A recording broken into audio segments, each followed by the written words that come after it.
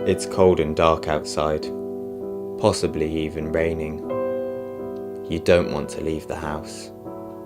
So what better excuse than that to have a party? Over the next few weeks I'm going to be showing you some amazing canapé and party food recipes that are guaranteed to get any celebration starting with a bang.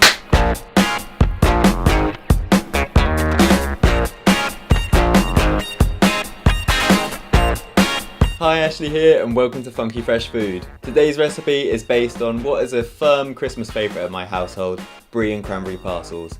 But I think Camembert's got a bit more of a punchy flavour, so I'm swapping out the brie for that. So here are my cranberry and Camembert parcels. A little bit of a mouthful. So the first thing we're going to do is chop up our Camembert into small chunks.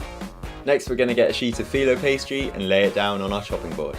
Now in my initial recipe I was going to do these as parcels, where I had chopped up my filo pastry into squares, put some Camembert in the middle, some cranberry sauce and then scrunched them up.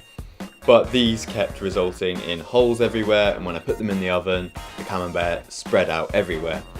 And then I tried some rolled up ones, similar problem. So the version I've ended up with that I think has the most success is Camembert and cranberry samosas. So we're going to slice our one sheet of filo pastry into 6 long strips. Laying one strip of pastry down on the chopping board, we're going to lay a small amount of Camembert at one end and put a dollop of cranberry sauce on top. We'll then fold this over into a triangle shape and work our way down the strip of pastry until we have something that looks vaguely like a samosa. When we get to the last fold, we'll brush the edge with melted butter to make sure that the filo pastry sticks together. You can repeat this as many times with as many filo pastry sheets as you fancy, but remember to keep the filo pastry either in the fridge or under a damp cloth to make sure it doesn't dry out.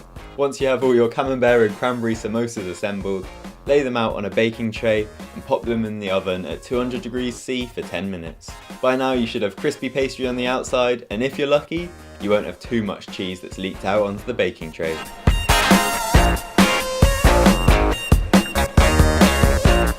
So here's one of our finished Camembert and cranberry samosas. Cheese and cranberry are a classic combination, so you're not going to really go wrong with those flavours. And they have a nice crispy filo pastry outside. But the one thing that lets this recipe down is there's not really quite enough filling to the pastry ratio. So if you're going to make these at home, I recommend putting in a bit more Camembert and a bit more cranberry sauce. But do be warned that this might cause them bursting open and leaking anywhere. So maybe do a few test runs before you crack them out at your dinner party. If you've enjoyed today's recipe, then why not give me a thumbs up and share it around on your social media. And if you want to stay up to date with all my future videos and party recipes, then why not subscribe? And I'll see you here for the next party themed video. Bye!